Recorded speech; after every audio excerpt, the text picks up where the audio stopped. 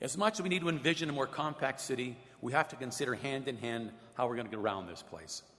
A transportation system is a competitive strength, of course, but it's also basic necessity. Wasn't that long ago that people thought of the LRT in NIMBY terms? Now we see it can be an artery that brings new life into community. We can see it as a great advantage and as an asset with transforming potential. It is an economic tool. Imagine an area like Stony Plain Road with tons of shops and cafes and trendy apartments or lofts above each one.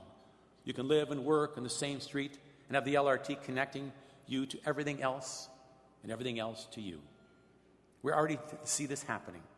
Development around Clareview Station is substantial. Century Park is going to be the same. These have to be the norm. It will happen because people want the lifestyle of convenience and connection.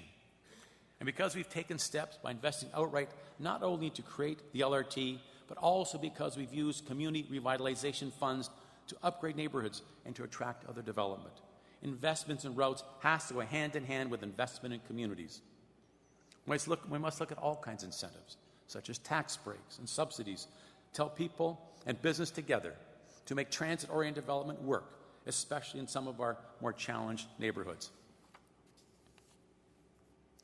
What makes LRT work is ensuring it goes to where people are, and that means more density.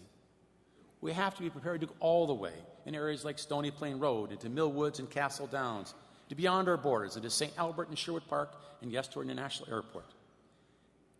If there ever was a place for long-term thinking, it is on the LRT. With continuous funding strategy, we are going to build the accessible and connection with our city. All governments will have to help put this in place. You know, whether it's an LRT, a safety plan, or even efforts to build opportunity for the next generation, it all works the same way. Change happens in small steps, but real change requires these steps to be continuous and purposeful, requires broad vision and a long line of sight. Politics often works against this thinking.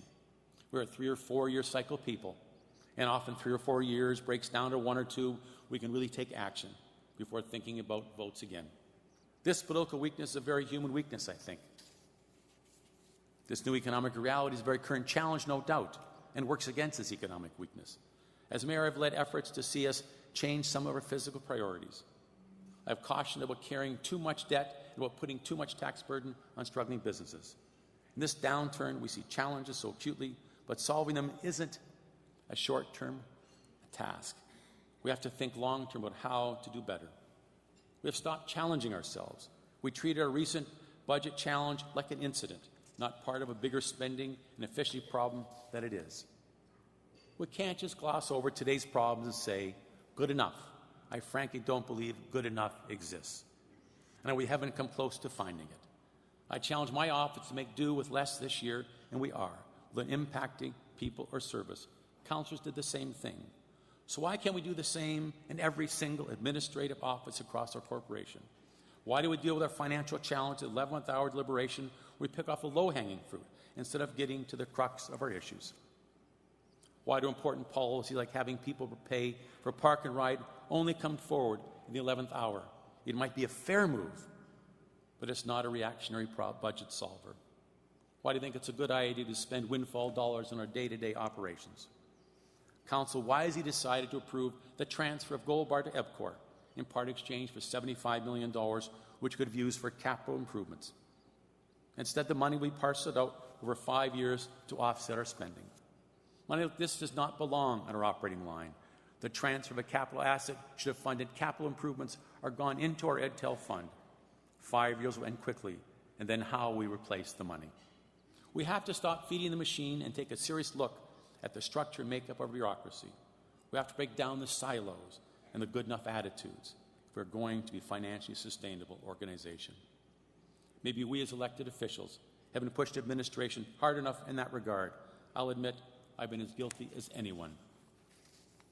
But it's past time for us to do a serious administrative review. We have to get going now because our problems are only going to grow.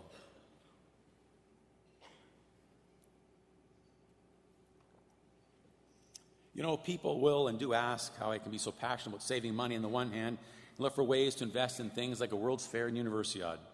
The answer is simply that I, like all of you, appreciate the value of money. I abhor waste because every dollar we spend unwisely takes something away from what we could do. I know that watching the bottom line does not mean never looking up.